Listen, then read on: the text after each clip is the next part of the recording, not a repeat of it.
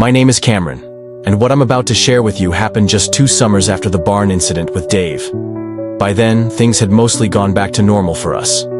I was 10, my sister was 9, and our parents had found better jobs, so they didn't have to leave us alone anymore. Still, we visited our grandparents in Texas every summer, and honestly, I didn't mind. I loved the open fields, the smell of the grass, and the peacefulness that only the countryside could offer. But that summer, the peace didn't last long.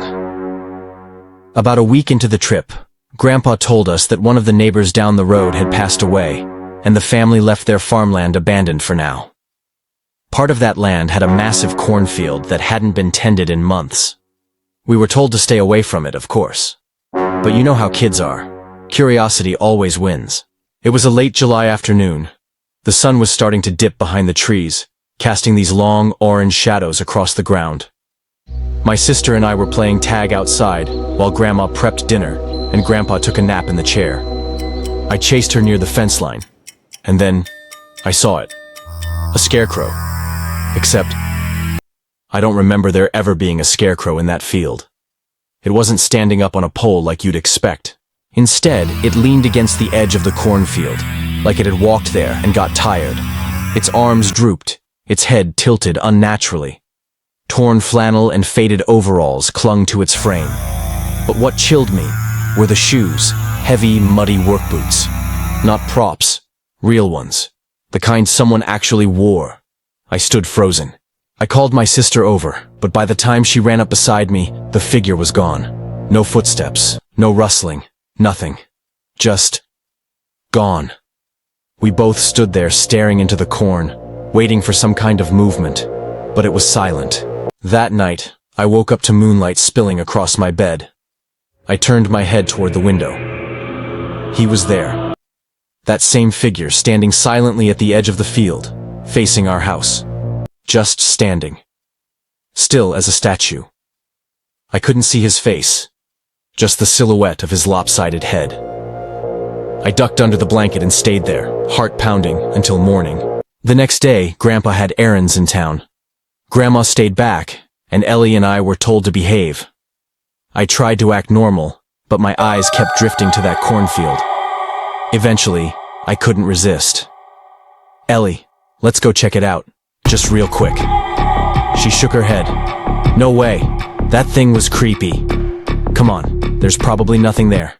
I just want to make sure." After more convincing, she gave in. We climbed the fence. The air shifted the moment we entered. The warm summer breeze vanished, replaced by a stillness that felt unnatural. The stalks towered over us, forming a narrow path. Sunlight barely filtered through. It felt like entering a maze with no exit. 5 minutes in, we found it. A clearing in the middle of the field. An old wooden chair sat in the center, and sitting in that chair, upright, motionless, was the Scarecrow. Only it wasn't slouched now. It sat tall, rigid. The burlap sack over its head looked stitched together with black thread. Duct tape crisscrossed parts of its face. The boots were the same, mud-caked and scuffed. Ellie grabbed my arm. I couldn't move. Then, its head turned, just a little. Just enough to know it wasn't a dummy. It was watching us.